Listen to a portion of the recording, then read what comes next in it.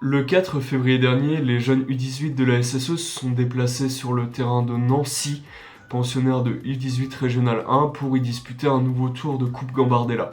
Et une nouvelle fois, les jeunes U18 de la SSE se sont inclinés en Coupe Gambardella face à un adversaire à leur portée. En voyant les résultats des différentes équipes U17 nationale, U19 nationale et même N3 de la SSE, en voyant les renforts professionnels ou évoluant en réserve qui ont été envoyés dans cette équipe de U18, et en voyant le contraste entre ce qui est attendu et ce qui est produit sur le terrain, ce résultat interroge. Non pas que les gros centres de formation se doivent de toujours gagner en Gambardella et arriver jusqu'en finale, mais ils se doivent au moins d'y mettre les ingrédients et de se montrer à la hauteur de la compétition. Nouvelle déception, prestations insuffisantes et changement de coach en cours de compétition, je vais revenir pour vous sur cette nouvelle déconvenue.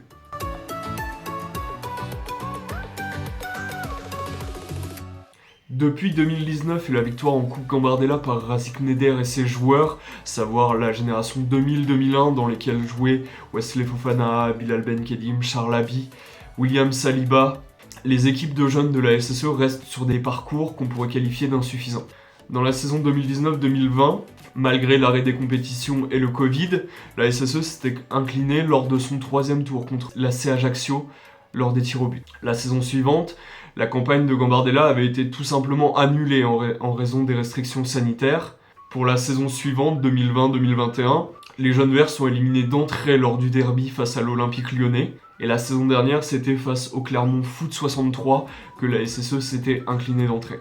A noter qu'à partir de la saison 2019-2020, donc après le sacre de nos jeunes en Gambardella, la compétition est passée en format U18. Il ne faut pas oublier que la Coupe Gambardella est avant tout une compétition de jeunes, et non pas de joueurs professionnels qui ont déjà 10 ou 15 matchs de Ligue 1 ou de Ligue 2. Niveler le niveau n'est pas la seule conséquence de ce passage en format U18. En effet, cela permet aux équipes qui évoluent dans un championnat U18 de jouer cette compétition, cette Gambardella, avec leur équipe et leur entraîneur habituel. Par exemple, toutes les équipes qui disputent des championnats U18 R1 ou U18 R2 peuvent se permettre d'aller en coupe avec une équipe qui est déjà construite, contrairement à la SSE qui, avec ses équipes en U17 nationaux, en U19 nationaux et en N3, se retrouve à avoir des joueurs de la dite génération qui sont éparpillés et un coach qui se retrouve à devoir former une équipe avec des joueurs qui n'ont pas l'habitude d'évoluer ensemble. Cela peut paraître anodin vu de l'extérieur et pourtant les conditions et les automatismes en match ne sont pas les mêmes. Alors je précise, tout ce que je suis en train de vous dire là, c'est pas pour dédouaner qui que ce soit de la contre-performance, mais pour vous expliquer le contexte et les changements qui ont pu intervenir ces dernières années. L'excuse, c'est le verdict, tandis que l'explication, c'est le procès. Donc pour vous donner une bonne explication et une bonne conclusion, il faut prendre tous les éléments en compte.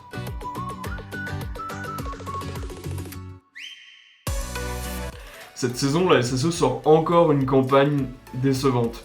Après un premier match très satisfaisant avec une victoire 6-0 sur le terrain de Nivolé qui évolue en U18 R2, Razik Neder disparaît du banc des U18 à cause d'un choix de la direction.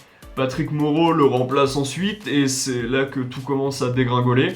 En effet, au tour suivant, la SSE va affronter la jeune entente toulousaine, pensionnaire de U18 R1, et les jeunes verts vont prendre le bouillon de tout le match. Ils vont se faire totalement dominer, ils vont s'en sortir au tir au but uniquement grâce à une grosse prestation de Matteo Bossivier qui aura détourné plusieurs tentatives durant le match et pendant la séance de tir au but. Puis vient ensuite le match du 4 février contre Nancy. Cette fois, Patrick Moreau bénéficie des retours de Mathis Amougou et de Enzo Maïla qui sont des habitués de la réserve et très proches du monde pro. Et encore une fois, l'équipe stéphanoise fournit une prestation qui est insuffisante, ne domine pas les débats et subit un but dans les derniers instants sur un coup de pied arrêté qui va les éliminer. Un sentiment d'amertume et de gâchis ressort de ce match. Alors il serait facile de se dire que ce sont les joies des coupes nationales qui, comme pour la Coupe de France, permettent à des équipes de plus petit niveau de se montrer. Ce serait facile aussi de dire que c'est la faute à une génération qui est moins talentueuse que les autres, mais ce sont des arguments qui ne sont pas les causes directes de cette élimination. Les joueurs sont fautifs, mais l'entraîneur également. Et ce parcours permet encore une fois de s'interroger sur le choix de la direction de retirer Racing Neder de la tête des U18. Par conséquent, la direction du club se rend coupable de ne pas s'être donné les moyens de placer le meilleur entraîneur du centre de formation à la tête de cette équipe. L'idée n'est pas de refaire l'histoire, peut-être que Racing Neder aurait eu le même destin. Par contre, il me semble important de pointer que la SSE, comme souvent, ne fait pas les meilleurs choix sportifs pour s'en sortir, mais des choix quelquefois qui peuvent paraître politiques. Parce que l'idée n'est pas de manquer de respect à Patrick Moreau. Cependant, on se rend tous compte que Racing Neder, par son passif à la SSE, par ses saisons en U17, en U19, puis avec la N3, a prouvé qu'il était un coach très compétent et le meilleur du centre de formation. De plus, Moreau, sur ce début d'année 2024, commence à avoir un bilan qui interroge énormément. Il enchaîne les contre-performances alors que son équipe était très bien classée pour aller jouer les playoffs. Pourtant, son équipe bénéficie souvent des renforts des joueurs qui évoluent en N3, voire qui sont habitués au groupe professionnel.